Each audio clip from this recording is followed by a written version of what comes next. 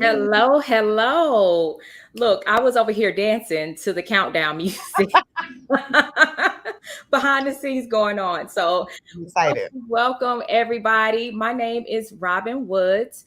I want to welcome you to the Wine and Mastermind Power Talk live today. Here on the Wine and Mastermind Power Talk, we focus on wellness, business, and lifestyle for ambitious women. So, I have with me today one fabulous book coach, consultant, editor, Taiia Smart Young.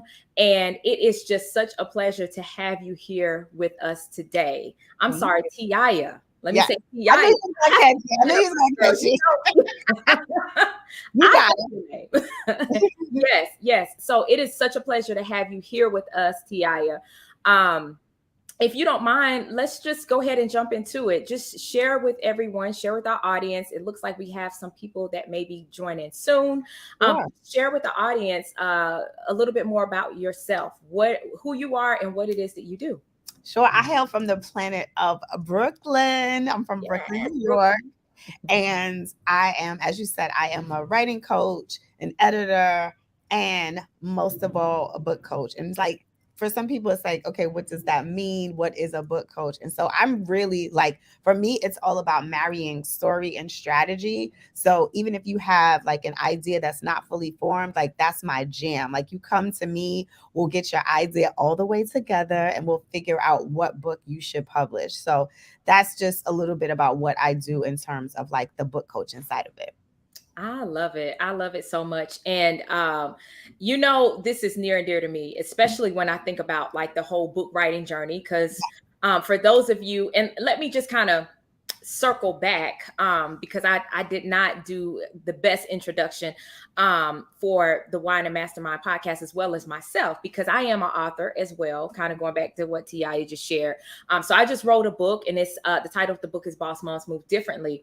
And so I share that because Taiia and we've had some mutual friends and business besties where we talk about, building our business as well as just growing our business around our books, right? And so this is something that I just absolutely love, and I'm so glad that you're here to share your expertise and your insight around just writing books and helping boss women just like level up. Because I know you have a beautiful family. You also run a business, and so I want to talk a little bit more about that today. Okay. So let's kind of start out. So, of course, you shared that you're here in terms of being a book coach, a book consultant, right? But what were some pivotal moments of your life that led you to where you are now? So let's kind of take a step back. I like to take a step back and let's kind of go down memory lane and just kind of share with us what were some of those pivotal moments in your life that kind of led you to where you are today? I think there were a couple. Like, if I think about the biggest moment that led me to helping people craft their stories in terms of self-publishing or indie publishing, it had to be being laid off 3 times. So I have a background in magazine and digital publishing and had been doing that for like over 20 years. And the industry continued to change, right? We got everybody's talking about AI right now, right? Everybody. Even before AI, it was the big thing of you can get a lot of your information from the internet. You can get a lot of your information from social media, right? So if I'm writing about celebrities and I'm writing about Mary J. Blige, and Mary J. Blige is over here already tweeting or posting on Instagram and like her vacation pics, right? It's like, how do you compete with that? Because for a magazine, you're not able to do the up to minute stuff, right? Whereas a website, yes, you absolutely can. So I was laid off 3 times, once in my 20s and twice in my 40s. And so I would definitely say that first layoff, I was not prepared, right? Nobody tells you what to do when you're how to prepare for a layoff. Like everybody tells you, go to school, get a good job, like go for the titles, climb the ladder, make the money, whatever the thing is that your family tells you. But nobody says, oh, if you ever lose your job, this is what you should do. And so I think that first time was really the lesson for me. So that going into my 40s, like the second time it happens, I kind of saw the writing on the wall. I knew what I needed to do because I had been laid off before. But that second time, it really was the moment, even before that, it was the moment where I started to think, okay, you have these skills that no one can take away from you. They can take a title away from you, they can take a job, they can take a paycheck, but they can't take your skills. They can't take the knowledge. You did the knowledge, you paid for it. It's up here. You paid for it. Right. You put in the work, the time, right, to learn it. Put in the time, put in the Yes. 2,000 hours, took the exams, got the degrees, all the things. You Yes. can't take that from you. So I was trying to Mhm. figure out, what is it that I want to do? How do I use my skills? And so I had lost a book publishing deal. So my friends and I, we wrote a proposal for for, it was called Don't Be Afraid to Shine. And we both grew up as shy girls, and I identify as being an ambivert. I can be very introverted at times and very extroverted, right? That is We me. That is me. share that, And I right? feel like that came as age. Like as I got older, I was just like, okay, I just need my little shell. Give me like 24, Exactly. 48 hours. Sometimes you need that shout. So we Yes. wrote this book for teen girls. We were Nice. excited about it, did all the things, had an agent. The book just didn't end up selling. The proposal didn't end up selling. And so instead of me being like, dang, that's it, it's over, I was like, you know what? I'm going to publish another book. I'm just going to do a book by myself. I'm going to figure this out. And so that was really like my entry into indie publishing. So when I said talk about pivotal moments, it was definitely the layoff. That second to last one in terms of thinking about what I needed to do. But then even before that, I always go back to being a little kid, and I always loved to write. And Mhm. my mom nurtured that. She never said, we don't know any authors. How you gonna make money writing, right? Even Right. though she may not have understood what that meant in terms of a career for me, she never stopped me. She was like, okay, we're gonna give you all the things. So like I always Nice. had a computer, I always had a printer. She would let me run wild in the library, right? And so all the things that she thought a writer needed, she gave them to me because she was Wow. like, okay, if you're serious, I'm if you're serious, I'm gonna take you serious. How old were you? How old were you when you Oh, were? I was in the 5th grade when I told her I wanted to be a writer. Nice. I wish. I wish I had that skill set, right? Like I wish that was something I had established like early on, but like writing was just it wasn't my thing. It was just not my thing. Although I will say this, I journal. I love journaling. And Mhm. so I know it's not the same, right? Because when you're journaling, you're just kind of, it's like for me, it's like a brain dump. So I'm not really concerned about like grammar or punctuation, and I'm But just writing. don't discount that, because journaling is a powerful tool because you're documenting, Yeah, right? So that's true. if you've been journaling, let's say you've been journaling like for the last 3 years, you have a written record of your emotions. You have a Yes. written record of your successes, right? Because if you went out for a promotion, you were like, "Oh, I got that, girl. We did it. We got the coin." Yes. You're Yes. writing all those things down, and that in turn becomes really important because for my clients, and I know we're going to talk about this, but for my clients who need to pull from those stories, they go right back to their journals. Okay, so let me just say this. Since you just brought something like back to me, and I'm like, duh. Okay, so I mentioned I have a book, right? Mhm. And although it's not something that is my strength, that was something that I still leaned into because that's something that I wanted to get done, right? And Right. I was like, I just got to get this book done. But to your point, what I realized was that I went back, I had been journaling since like 2007. See? And I started pulling up all these different things that I just learned in my journey, like along the way. And that's how I was able to write my book, honestly, just from looking See? back on past experiences and just documenting, my thoughts, my emotions, my decisions, all of that stuff. Right. So, I mean, it's true. There's definitely some power and it's not to be discounted, right? Like in the whole journaling process, because Mhm. I hear people say all the time, they're like, oh, I'm not a writer. I'm not a writer. Right. And that was the dialogue I carried for a long time. And Right. of course, when I started getting in rooms with other people, right, who were like, No, you can be a writer. Right. You can figure it out if it's something you really want to do. Then that's when things kind of shifted for me. So I Absolutely. appreciate you sharing that. And I would love for you to go, we can circle back, but I want you to go a little bit deeper about Sure. the, tapping into your skill set, right? Like those transferable skills that no one can take from you, right? Like those are things that you've worked for, and being able to take those skills and that expertise and put it in a book. I would love to hear more about kind of your Absolutely. process. So Like yeah. that has become recently has become my jam. So I'm doing a workshop, as you Okay. know, on June 18th, and it's called From Expert to Author, because a lot of times when I'm getting in these one-on-ones with my clients or even in the group coaching, the thing is that people who have been doing things for 10, 15, 20 years, they doubt their experience, or Yeah. they haven't fully embraced their experience, right? And it's like the minute that somebody takes a title, or they've been laid off, or their division closed, and for whatever reason they don't have the job that they have been known for, they Mhm. think, oh, I can't really write a book about how to save money because I just lost my job. Why can't you? Why can't Why you? That's can't a perfect reason to do it. you Exactly. know? No experience. I was at a conference and I heard no experience left behind. We always talk about no child left behind. No experience left Yes. behind. You bring all those experiences with you.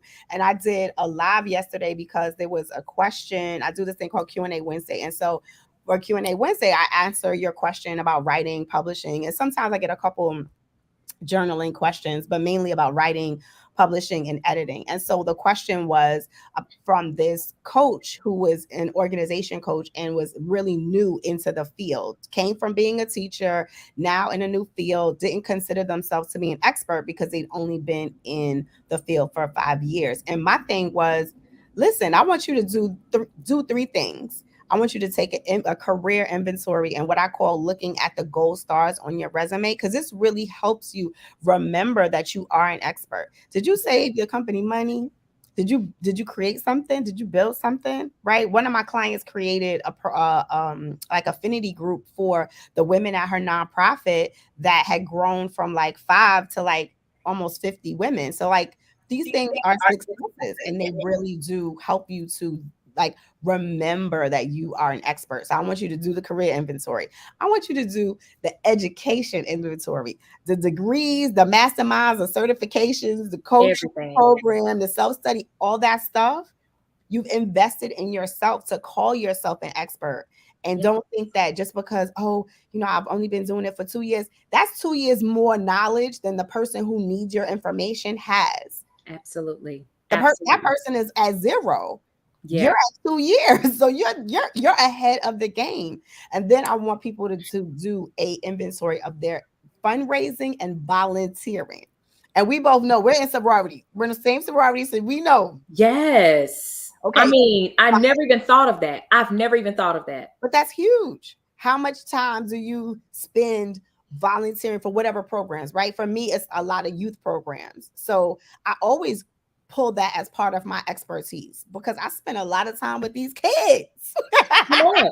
And you got to have a certain level. You have to have a certain skill set, right? In order to be able to manage children Yeah, versus like managing adults. Like yeah, it's a different beast. It's a different thing. I did a career day at my sister's school, and I was like, I'm so surprised that a lot of people don't know how to like break down what they do for children. So it was for K through 4. And so you got to the babies, you have to break it down, make it interesting for them, right? Yes, you And that do. is that in itself is part of your expertise when you think about what like the soft skills that people don't really celebrate, the problem solving, adaptability, creativity, communication.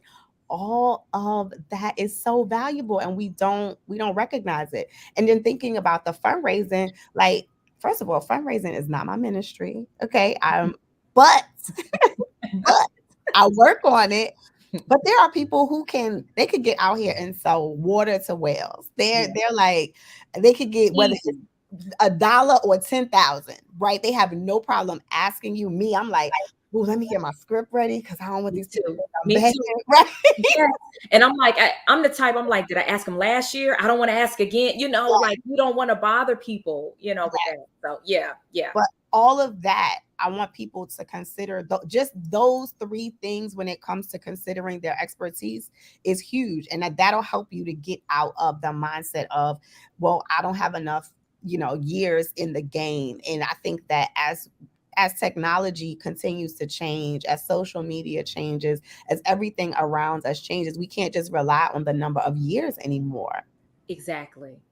And I appreciate you bringing up that point, because I was actually going to comment on that earlier, about, I think a lot of us, right, we've been conditioned, especially if you've been in a workplace, if you've been in the corporate setting, you've been conditioned to, you bring value based on the amount of years, Yeah. right? Like, when you begin getting promotions and getting, more advancement opportunities in the workplace, it's based on the number of years, especially I know in like education.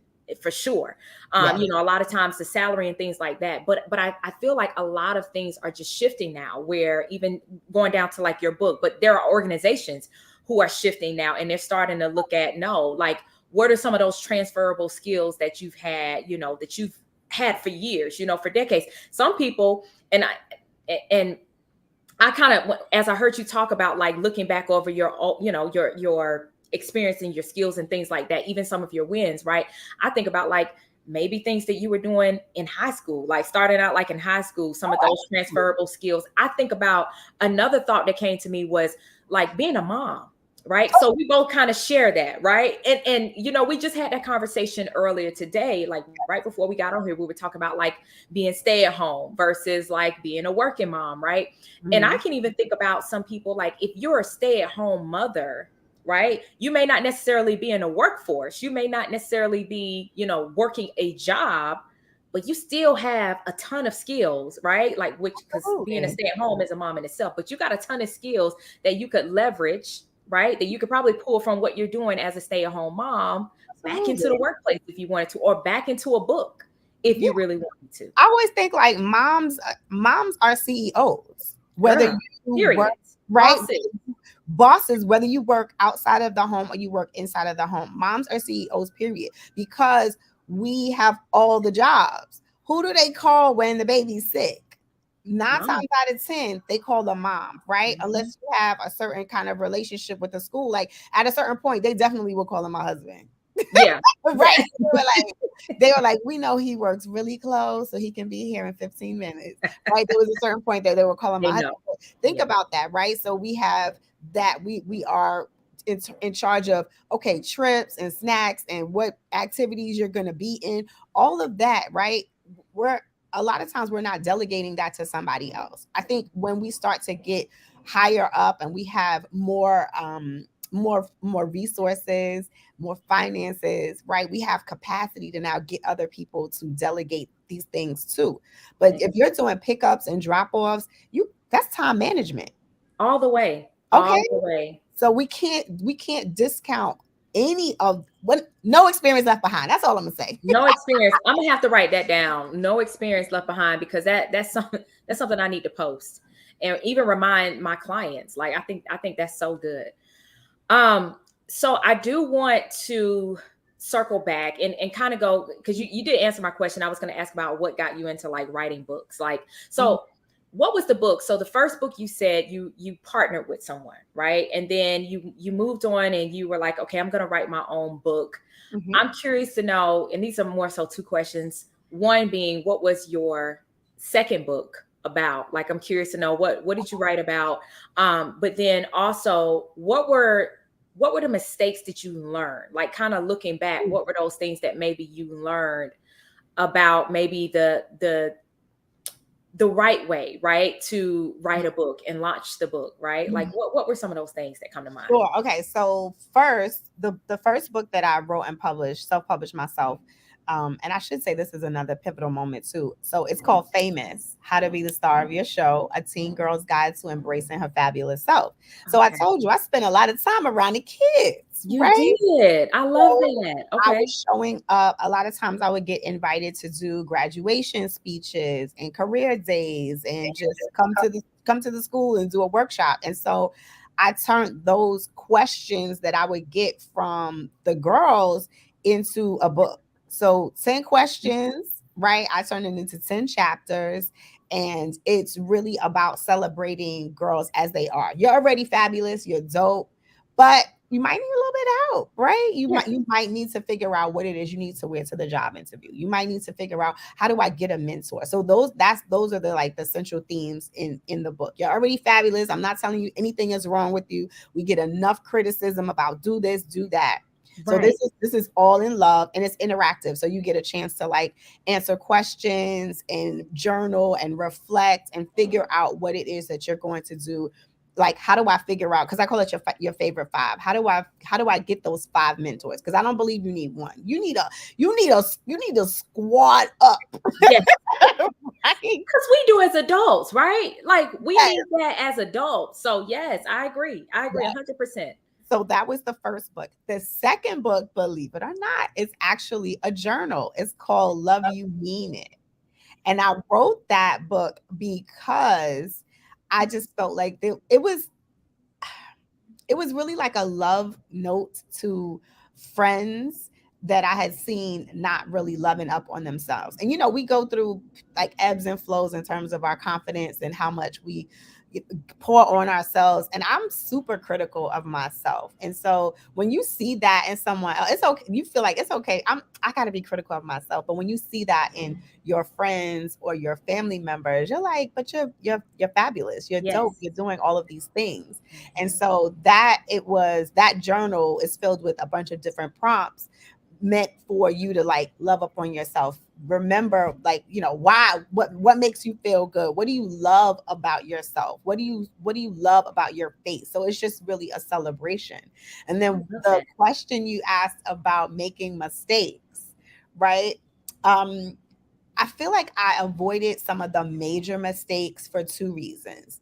Mhm. One, I invested in myself. I was like, I don't know how to self publish a book. Let me find a course that's going to teach me how to self publish and how to market, right? I didn't know how to do those things. Now, the editing and hiring someone to be the writing part, hiring someone to be my editor, hiring someone to design my cover, I knew how to do all of those things. I think if I'm talking about mistakes, one of the biggest things that I made in terms of a mistake, and it's not super huge, but it just was inconvenient, that my designer was in Germany. So we were not on the same time. Yes. Yes. I've been there. I have been there. No. Mhm. And so it's like I'm up and my designer is asleep, and I can't get my answers, can't get the problem solved at that moment. As And that quickly as you would like. Yeah. Yeah. exactly. And so that was a problem. It was a slow process, I think, in terms of the communication, but I love the final product. The designer was amazing, but it was just like, oh man, if I had somebody that was on my time or even on LA time, it still would have been a lot easier for me. Yeah. And so I think too, the things that I learned from self-publishing, I was able to now turn that into teaching my clients, because honestly, I didn't have any interest in getting into self-publishing or becoming a book coach. Mm. I really just thought, okay, what happened was I had gotten laid off, and my mother was like, well, you can write that book that you've been talking about writing. I don't see a Love book. it. Where is the book? Where is the book? How long have you been talking about this book? And I'm like, oh man, I Oh, gotta get these coins though. Like, what are you talking about? And she was like, when are you gonna get time to write this book? So then I was like, okay, let me get focused and write the book that became famous. And mhm. so through that experience, it pretty much taught me what I needed to know to teach my clients. Because I'd already had the writing and the editing background. I just needed that other piece to be able to teach them. And again, it wasn't like I had 5 years experience, but I Right. knew more than they did. I knew how to Absolutely. I knew how to purchase the ISBN. I knew how to upload to Amazon. I knew about Ingram Spark. They didn't. And Yeah. so again, no experience left behind. I probably had just taken that course, like a self-study course, gotten me a coach for a couple calls and figured it out, right? Yeah. And Yeah. that's how I did it. So I love this because you saw me clap when you said investing, right? Because I here's the thing. The more experience. I'm not gonna say older. Okay. But the Okay. more Seasons. but Okay. listen, the more seasoned, the more experience I have gotten like over my career, I just find so much value in investing in yourself, right? Like I've always been doing it, but I'm willing to do whatever. Like I've kind of obtained that mindset of just like whatever it takes, right? Like whatever I need to do to learn this information sooner than later, right? Like where I'm not trying to put all the pieces together to figure this out. And I can kind of go back to I wrote a children's book. So let me kind of give you an example. Yeah, Nice. and see, I don't even think we even talk about that. So my husband and I, we published a children's book back in 2021. Of course, COVID, everybody was doing all kind of projects and things like that, but it was like 2021.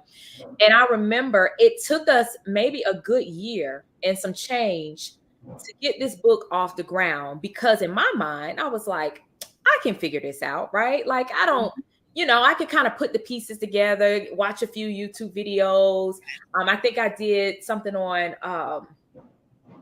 what was it? Skillshare. I can't think of the name of the platform, but I purchased a few courses like here and there. Mhm. But I just remember kind of taking my time to really fully invest into like let me just get it done, right? And so what I'm learning, like when you're a working mom, when you're a busy mom, when you're a boss mom, right? Like to me, I feel like the most valuable thing you have is your time, right? And that's for most of us. But Say it. investing to kind of speed up that learning curve can make all the difference because I'm like, it literally took us a year. And it probably, like looking back, I'm like, it probably could have took us maybe a couple of months to Yeah. actually get that book off the ground and launch. But because of the fact that we were just like, oh, this is something we can figure out, right? Like it seems simple enough. And at the end of the day, we ended up having this book, but not being able to really sell it the way we wanted to. Cause we, Right. again, you got to relearn marketing. You got to relearn all these Right. different dynamics, right? How do you market for specifically for children's books? So that's why I always go back to investing that time, that Mhm. money into the resources, people such as yourself, coaches such as yourself, right? Who can help, especially as busy women, right? Help us to get to that place even more faster, right? Like we can get to a place where we produce that book faster. And that That's matter of the fact, whole that was what point. yeah, exactly. That's So the whole point of investing in a program or coach exactly. because it's going to get you to your goal so much faster than falling down the YouTube rabbit hole. It, Because I've been there too, right? It's like, oh, let me just go ahead and Google this. Let me just go ahead and right. And it's like, I've had people send me recently. It's like, yes, Chat GPT is a great tool. You yes, can use it. I have used it, but you cannot rely on it solely. exactly. You just can't. You You just can't. can't. You do have to. So if you're looking to work with someone and take your thing to the next level, you're going to have to invest, whether it's in the one-on-one, the VIPs, all the things, the group coaching, the accelerated program. If you're trying, like, if you want to get there, that's a whole. Didn't we go to school to get degrees because we were told we had to get the degree to get the job? And Exactly. so why is it different when it comes to investing in a coach or in a program? That's right. And I was watching this uh challenge yesterday, and the coach was saying that, talking about risky investments and safe investments, right? And Ooh, college is the safe investment, right? it So is. why is it that investing in yourself, whether it's a coach, and it could be for anything, it could be for fitness, Yep. right? So why is it that that's seen as being risky? If you are an entrepreneur, you could go ahead and write that off because that is a business expense. You're using it. We can't write off the student loan debt. We Yeah, can't write off the not at degree, all. At all. Exactly. right? Exactly. You have to send me that video. I'm curious. I would love to I will get that out. absolutely Yeah. send that to Because you. that's something I could share with some other people as well. Okay, so I want to circle back. I want to Mhm. kind of get back to and thank you for sharing because I really wanted to make sure that the people who Absolutely. are watching that they hear more about what you do and how you can continue to help them and help to Mhm. start that book, right? How to actually get that book written. um I want to kind of go back to when you started like in entrepreneurship, right? So at some point, of course, I think you mentioned or I shared that you have a family, right? So you have a grown son, Yeah. right now. And at some point, I'm curious to know, when did you actually start your business? Let's say when he was younger. Like when, at what time was that? Okay, so 2015, I would say I definitely had lost my job in 2015. And so Mhm. here's the thing, I was afraid for a long time to say that I'm an entrepreneur because that made it real. Yeah. Yeah. I would just say I'm freelancing, Hmm. right? So if you had a project, I would take your project on. I wouldn't really confidently step into like the way I'm talking about it now. In 2015, I was like, ooh, yeah, I'm not really ready to tell people that. But Yeah. what happened was that people started to ask me questions and they were like, how come your book doesn't look like it's self-published? Like the cover, the interior formatting, how come? And I was like, oh, I didn't think much of it. I was like, oh, because I've been in the publishing game for a long time. I pretty much know the people to hire. And again, I was kind of playing it down that this was my expertise. Yeah. So Yeah. uh in terms of, I would say the thing that was great about being able to work from home at that time before I was officially calling myself an entrepreneur was that I got to do a lot of things with my son. Like I could leave in the middle of the day and go hang out with him if there was like, let's say he had practice or something. Let's say there were times, and you know how kids do this all the time. Like forget something. I remember one time he called me. He was in high school at this point. He was like, "Mom, in this fashion show, and I forgot to pack my sneakers." And I was like, "All right, I'll bring them to you." You Hmm. know, and Hmm. that's like, I would say that's the beautiful part of being able to be in charge of your schedule, Yeah. is that I didn't have to ask anyone's permission. Right. I just made arrange like whatever. You can take calls in the car, right? Yes, all the flexibility. Yes, yes. For me, it was sick, sick appointments, school activities, school events, Right. just being able to be there. And I will say this because I work a job right now, right? But I work a job, but I also run my business. But thankfully, the company, they allow flexibility, right? Like if you have to take a step away and, go Mhm. to a kid's Right. function, like they support that, which I feel like a lot of companies are kind of coming around to that now. But to your point about entrepreneurship, it's like at the end of the day, like you have that flexibility, right? To control your schedule, control how you do, when you do it, what you're doing. And like, I think that is the beauty of it, especially when you have a family. Mhm. Especially having a family, like that, Yeah. that thing goes a long way. So, what were some of the shifts that maybe, let's say, you had to make? So, let's say you have your business and you have your son. He's involved in activities, right? So you say what was he playing? I'm curious. Oh, basketball, soccer, volleyball, you name it. They Oh, had it. so he was highly If active. there was a ball involved, my He son, was in it. right. And then he was an artist, so he also had like claymation classes and this kind of like, so he just, it was constant, it was a constant schedule Mm. of practice, or something was due, like he had to even get into the high school he attended, he had to have a portfolio. So it meant over the course of the time that you're submitting your pieces, it's like, oh, he had to have these pieces for his portfolio. And so it's like it was a constant, like, hamster wheel, it felt like, of I'm doing all sure. the things.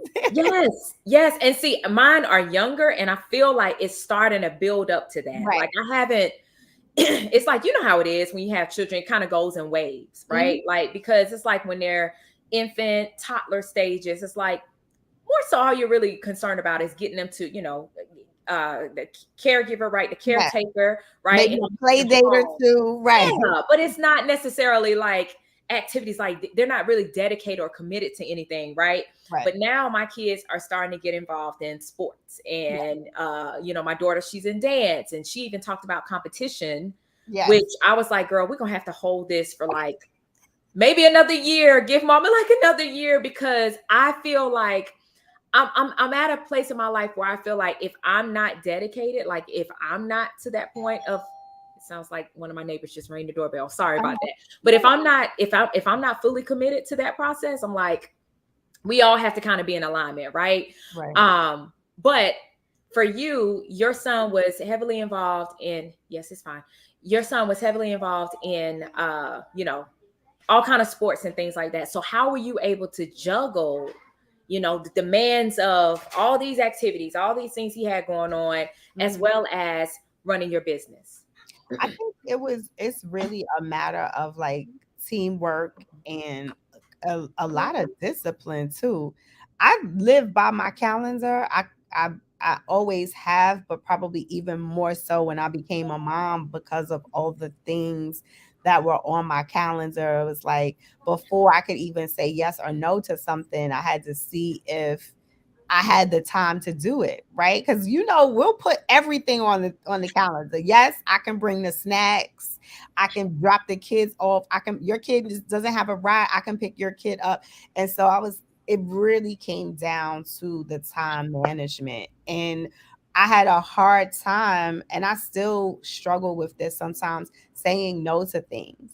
And it is really important to be able to say no. I can't do it. Setting those boundaries. Right? Setting those boundaries. It is hard. It is hard.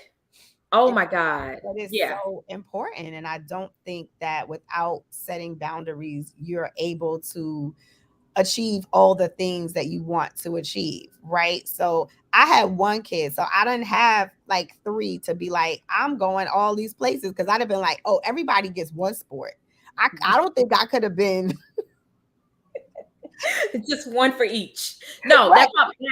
and I think that's kind of what we're leaning towards as well, because to your point, so my daughter, again, she wants to do competition, which Mhm. require, I don't know if you've That's next had any level. I'm friends, but familiar. it's a different level, right? Kind of like similar to like if your child was in like what we call it here in like Georgia, it's like AAU, Hmm. like more of a higher Yeah. level like basketball league, Basketball. right? Yeah.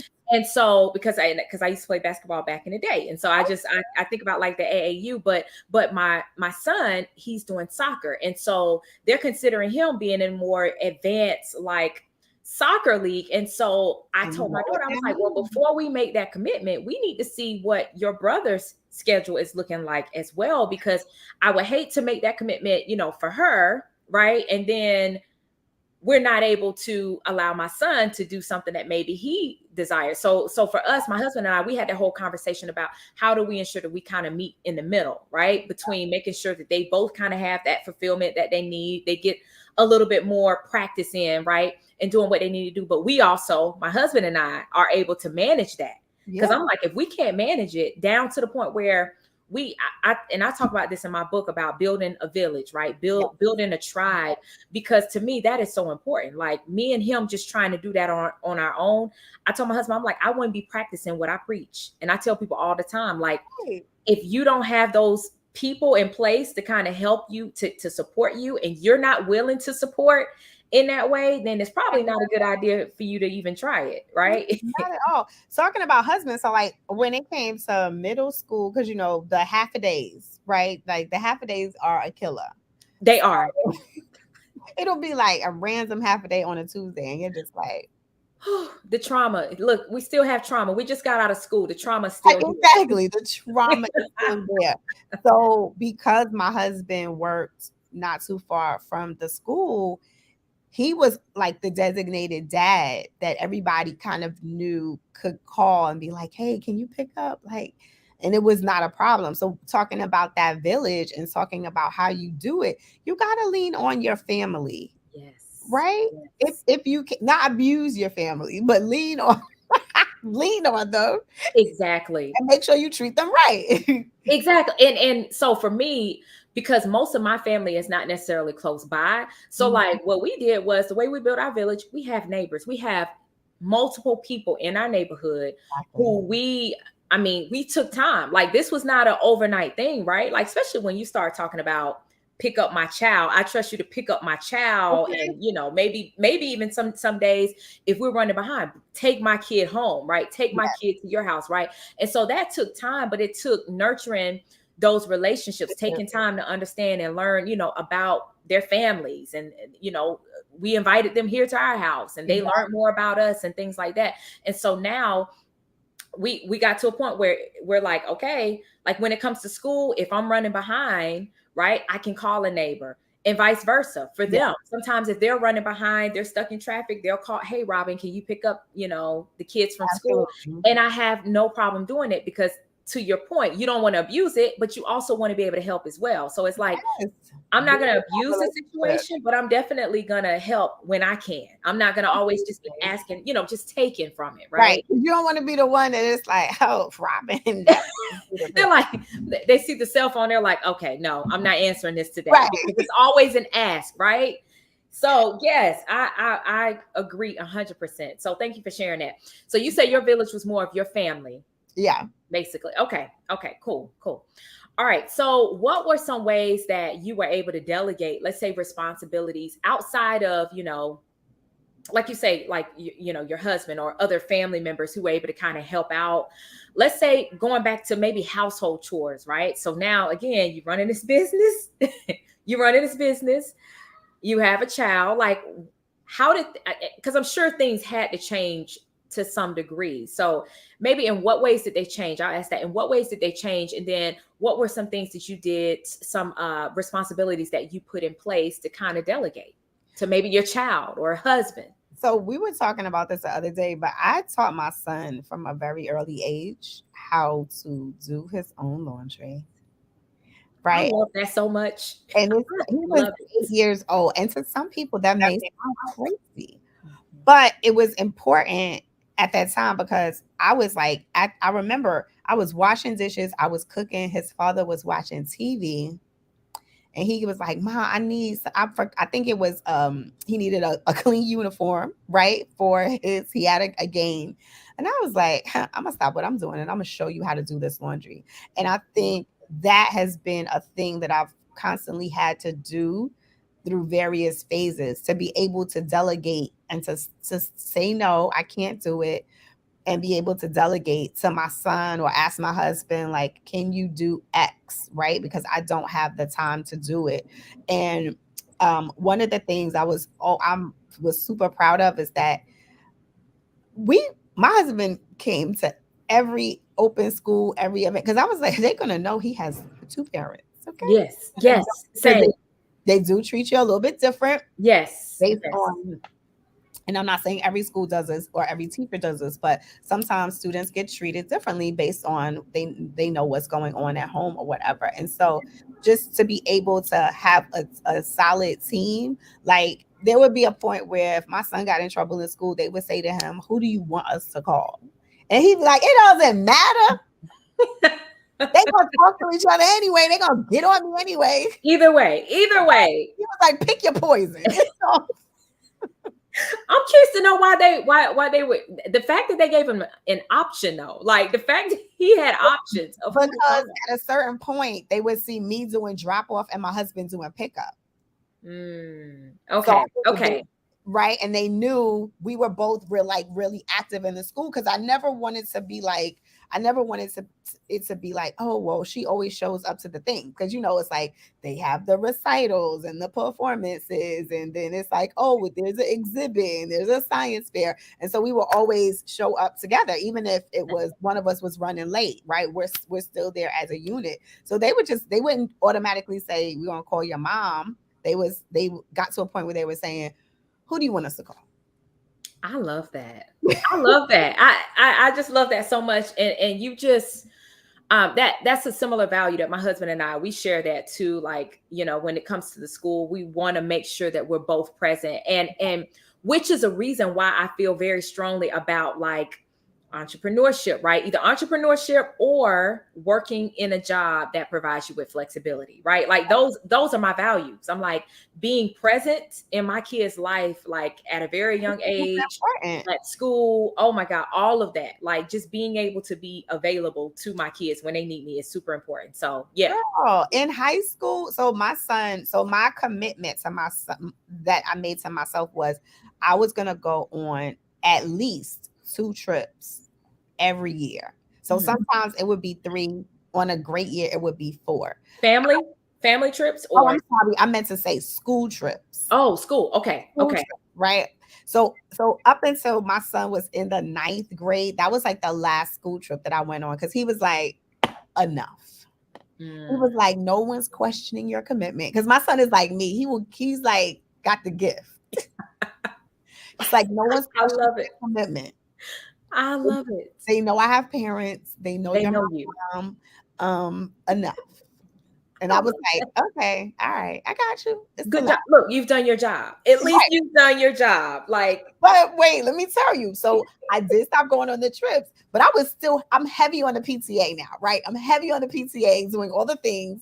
And so when we needed to raise money and I'm out there, I'm raising money. I'm working on my fundraising skill, right? yes, yes. My son, every time he would see me, he would grab like a notebook and cover his face and walk down the hall. But people knew me. So his friends would be like, Shy, isn't that your mom? And he'd be like, yeah, I don't know that lady. Who is she? Who is she? Who Right, told her to come? I love it. right. Well, look, that shows that you were still doing your job though, because that and see, I hope that I could get to even close to that, right? Like where my kids, like the people at the school, they know who I am. They Mhm. know who I am. They know everything about me, and I know them as well. So yeah, I think that's awesome. Okay, so I see we're coming up close on time, but I do want to ask this question. Okay. So how did your, let's say, relationship, how did your life change? Let's say personally, professionally, feel free to share either one or both. Like as you became an entrepreneur. So when you started to walk in business, because here's the thing. There are certain mindsets, there are certain habits that many of us we have, right? Like when we're working for an employer. So, kind of going back to you working in your job at one point in time and then shifting over into entrepreneurship, I'm curious to know, like, were there certain mindsets that you had to break or certain habits? I always say habits or mindsets or, Yeah. thoughts maybe that you had that maybe you had to shift in order to get to where you are today. Yeah, absolutely. The first one was a mindset thing, going from thinking of myself as a freelancer to considering myself as an entrepreneur and saying I am a book coach, I am a writing consultant. It doesn't matter that I may be new to independent publishing. I have a background in magazine publishing. I have an entire degree in communications, right? So Exactly. like reaffirming myself and reminding myself, doing that career inventory, certifications, all the things, doing that inventory for myself, like that was a really big piece. And then you talked about like the habits. I've always been like really good to work at home. And what I noticed was that while I will drop everything for my kid and go to where he needs me to be, when you're home, your family thinks you're chilling. And it's like, I'm taking calls. I got deadlines. No, I can't get your dry cleaning. No, I can't. No, I'm always no. working, right? Because if I was in an office, right, this is my home office, but if I was at the job, right, Yes, I couldn't go get your stuff. So exactly. you can't do all the things for everyone just because you are in this environment. You got to really be protective of your time and your hours. And I would say the other biggest thing for me was realizing that I don't have to do things that I don't like, right? Like when you have an employer, there's a lot of things that you have to do that you don't like, Mhm, right? mhm. Whether it's like the expenses or certain kinds of meetings or 8 o'clock meetings, right? Yeah. My thing was, I was in the very beginning, I was like, okay, I was filling up my calendar because I wanted to be productive and I would never, if my husband came home, I would like never have the TV on, right? I'd be like, okay, I can only take like an hour lunch break and then I'll, watch TV while I'm eating lunch. And he can never come home and see me like with the TV on. Cause that was my thing. Like I never wanted to appear like I wasn't like Yes, on yes. my game. Right? Yes, yes. I Like know what you mean. I didn't deserve a break. It didn't matter if, let's say, I got up and I turned the computer on at 7:30. If he came in at 8 and he saw the TV on and I wasn't done for the day, would make me feel like, and these are all things that I put on myself, Yeah. right? I'm not blaming him.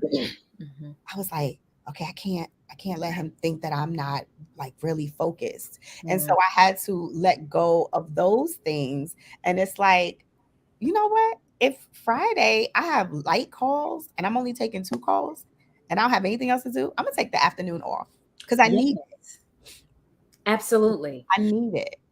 And we And need more of that. I'm not having, if I avoid it, I'm not having any calls before 11. Right. Right. It's so funny. I was watching it was a live Forbes leadership conference today. Mm-hmm. And one of the CEOs, he was talking about, because they were talking about like the future of work, Mm-hmm. and talking about how many of the like organizations, we got to start looking at, and I'm saying organizations, I also think about us as small business owners, right? Like as we begin building teams and, Yeah. All of this stuff, right? Like we got to really think about work in a different way, right? Because a lot of times people, when we think about work, we think about, oh, I have to sit here for 40 hours, Yes. all day, 40 plus hours, right? Because that was my past life, And 60 hours for you me gotta be at your desk. at your desk doing something, right? And if once you're done with that project that you had, if you're sitting there idle, that's a problem, right? So you need to Right. find something else to do, which I think to some degree is great because you're being productive, right? But like what I've learned in entrepreneurship, and I've been able to actually use this skill set in entrepreneurship and take it back into my job, is about like revenue generating activities. Like, what are you focusing in on? Like, where are you spending most of your time? And so a lot of times I take that same mindset into my job because I'm like, okay, what are these activities that I'm doing are just more, Busy work. it's It's just busy not work, right? it's Yeah, not moving busy the work. needle. It's not. Exactly. Because for me, I'm like, busy work is stuff that I could be doing. Honestly, do I have to sit here all morning and take care of that? Or is that something that maybe in the evening when I'm winding down, I could do some of my busy work, right? Like, so so for me, and I share this with my clients as well, in terms of we identifying those values, right? Those things that are important to you. If you know that you getting up at 8 a.m. is just not your thing, it's something that you really just truly don't like Yeah. you detest that, you need to get clear about those values, right? Like, let's get clear about them and start looking for business opportunities or jobs that actually align with what you actually want. Because I feel like when we're operating and doing things that we actually like and we want to do, we're so much more productive. Like we're more excited and more enthusiastic to actually get into it and start getting the work done. Like we'll find time to get it done. Absolutely. Like, how often do we get in our bag when we know that we're in our zone? Yes. When we're Yes. doing something that we love. Like, I recently started to shift from a lot of the one-on-ones for working with a client for one-on-one for 6 months to working with clients in a group coaching setting. And as I was telling one of my friends, and I started to talk about the workshops that I'm planning to do, and I am doing, she was like, I can tell the difference. She Wow. was like, you love workshops. She was like, I've seen your workshops, your energy, right? And so you're going to light up. When Yes. it's something that you love to do. You know, when Absolutely. it's something on your to-do list that you don't want to do, you're just like, I'm gonna do that. Yes. I'm gonna do it. I'm gonna do it at 3. I'm gonna do it at 3. I'm gonna do it. You push it off, which, Yes. and then anything you're doing is always going to be something that you don't want to do, right? But I feel like if it's like 80% of what you do, you just really don't like, you really don't want to do, you probably need to be considering something different, Yes. right? Like you probably need to make a pivot. You probably need to make a shift in some shape or form. And so I truly wholeheartedly believe that. And I say that even down to like with the job that I work for now, again, working a job, Mm-hmm. this I love this job and I'll do anything in this job. Meaning, even if that means me working like late at night, like I don't mind doing what I have to do for Right. this job because I enjoy what I do. Like I Right. love the people that I work with. I Yeah. love the flexibility. I love it. And so if it comes down to me working on the weekend to get something done, I'll get it done, Right. regardless because I enjoy what I do. Same in my business. I love my business. I love the work that I do for working with ambitious women, Yeah. right? Like that's the stuff that just lights me up, and being able to teach people, girl, I can stay online and teach all day. Yeah. Honestly, if you let me. Same. I love it too. So yeah, so I'm with you 100% on that.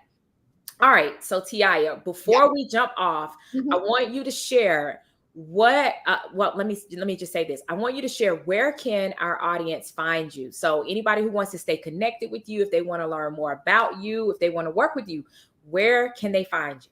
Okay, I'm gonna absolutely send everyone. My website is being revised at the moment, which is tiiasmartyoung.com. But I'm gonna send everyone to my Instagram, and my Instagram is my name at Taiia Smart Young. At Taiia Smart Young on Instagram, because I have a bunch of different links there. So if you want to get on my calendar, you can absolutely click there and get on my calendar. If you want to attend the From Expert to Author workshop on June 18th at 4 p.m., you can do that there. And if you want to pre-order my forthcoming book, which is about writing, because someone has said to me, "Do you have a book about writing?" And I was like, "No."